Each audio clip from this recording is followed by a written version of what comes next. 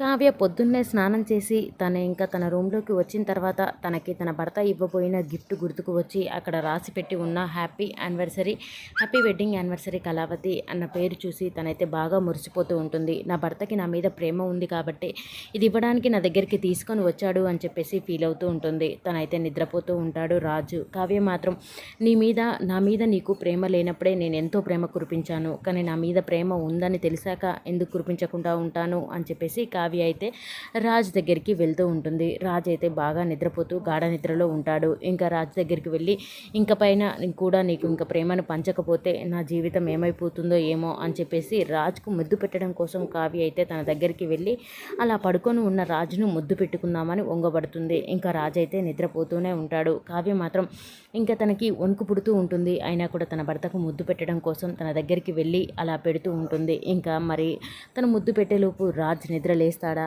అసలు కావ్య రాజ్కి ముద్దు పెడుతుందా లేదా అనేది నెక్స్ట్ సీన్లో చూద్దాం. ఈ వీడియో కనుక మీకు నచ్చినట్లయితే please do subscribe. Thank you for watching friends.